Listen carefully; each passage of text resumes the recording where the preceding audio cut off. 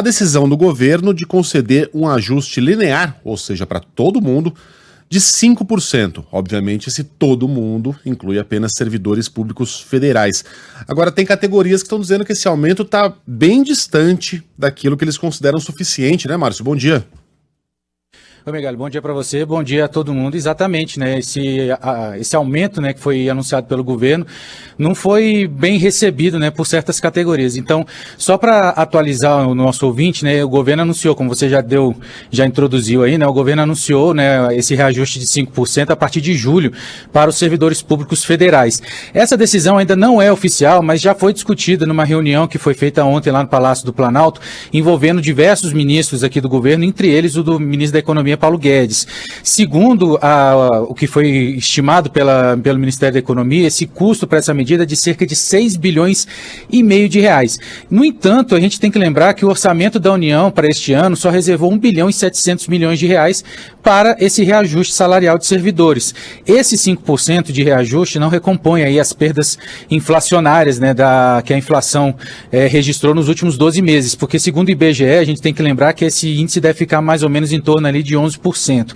Então, o governo vai precisar remanejar recursos de outras áreas para bancar esse reajuste para todas as categorias do funcionalismo público. E é aí que é o problema, né? Algumas áreas vão ter que ficar sem dinheiro do que estava programado no orçamento deste ano. A gente tem que destacar também que, inicialmente, a ideia do Palácio do Planalto era conceder um aumento salarial apenas para as forças de segurança, o que provocou aí a reação de outras categorias e gerou a preocupação no próprio governo, exatamente por causa de uma eventual greve geral dos servidores. A gente tem a posição, pelo menos de uma dessas entidades, né, que depois do anúncio se manifestou, que é a Federação Nacional da Polícia Rodoviária Federal, que divulgou uma nota falando o seguinte, que caso o reajuste fosse confirmado, né, porque a gente ainda tem que saber, vai ter que confirmar, né, se esse reajuste vai ser mesmo concedido a partir de julho, a FENAPR, afirmou que o presidente faltou com o compromisso que foi assumido com a categoria. Lembrando também que a gente tem a greve do sindicato dos funcionários do Banco Central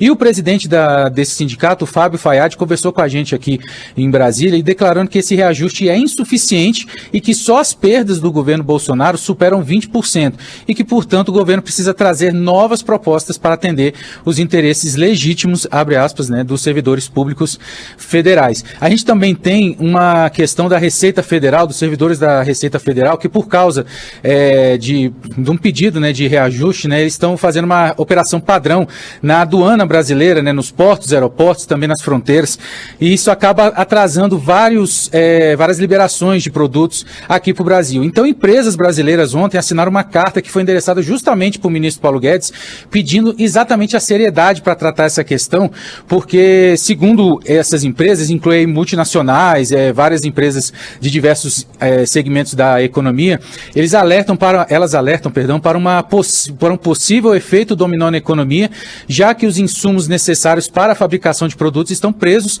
na aduana, né, inclusive nas fronteiras, e de acordo com o Instituto Brasileiro de Comércio Internacional, o IBCI, que assinou essa carta, enviou essa carta para o ministro Paulo Guedes, as exportações brasileiras têm enfrentado atrasos desde o final do ano passado, quando começou essa operação padrão, sendo que as cargas estão levando um tempo até 4 vezes maior do que o normal para serem liberados. Então a gente tem, depois desse anúncio de 5%, né, muitas entidades reclamando que esse aumento não é suficiente para o que elas precisam, né, o que elas reivindicam.